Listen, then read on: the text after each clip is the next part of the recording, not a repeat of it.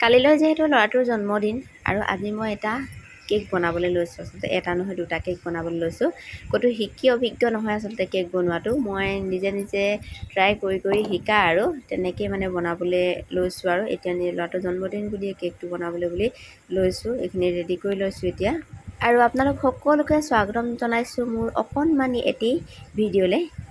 যিহেতু প্ৰত্যেকখিনি কথা আপোনালোকৰ লগত শ্বেয়াৰ কৰোঁ, সেয়ে ভাবিলোঁ এইখিনি মুহূৰ্তও ইয়াতে সাঁচি ৰাখোঁ।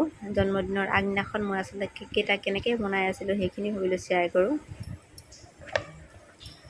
কেক আইচিং কৰি আছোঁ এতিয়া। কাইলৈ যিহেতু মইনাৰ জন্মদিন আৰু কেকটো বনাবলৈ যেতিয়া জানোৱেই আৰু সেইকাৰণে ভাবিলোঁ কেক দুটা বনাই লওঁ। ভাত পানী বনাই আজৰি হ'লোঁ দেই। বনাই কৰি মানে এতিয়া 8:30 বাজি গৈছে। আইচিং কৰিবলৈ লৈছোঁ। দিনতে মানে কেকটো বনাই থৈ দিছিলোঁ। কেক দুটা বনাবলৈ লৈছোঁ, এটা সৰু এটা 1 কেজি লৈছোঁ আৰু এটা আধা কেজি মানে। সেইকাৰণে ভাবিলোঁ ভিডিঅ' অকণমান কৰোঁ।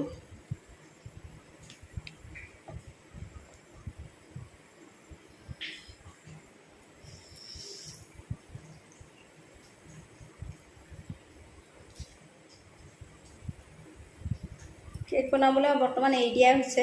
আগতে মানে অৰ্ডাৰ লৈছিলোঁ, এতিয়া অৰ্ডাৰ নাই লোৱা।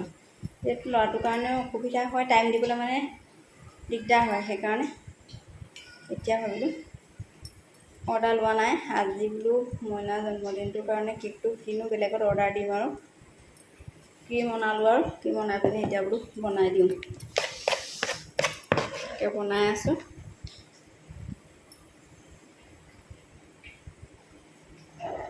আৰু এগলেছ কেক বনাইছোঁ দেই, ডিম দিয়া নাই একেবাৰে।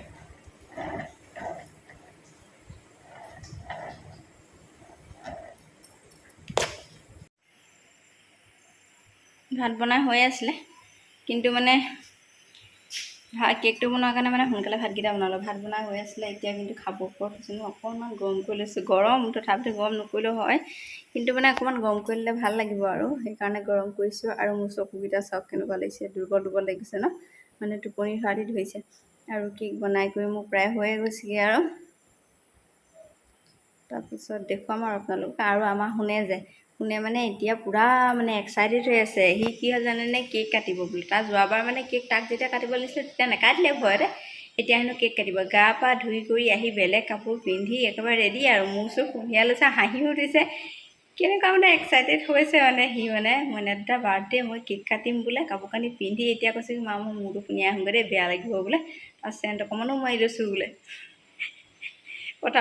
আৰু মোৰ মূৰটো কিলে জানো ঘূৰাই আছে আৰু সেইকাৰণে কিবাখন লাগিছে। বেছি গৰমৰ কাৰণে হৈছে আচলতে, অতিপাত গৰম যে, সেইটো কাৰণে মূৰটো কিবাখন লাগিছে নেকি। এতিয়া ভাত উলিয়াই দি লওঁ।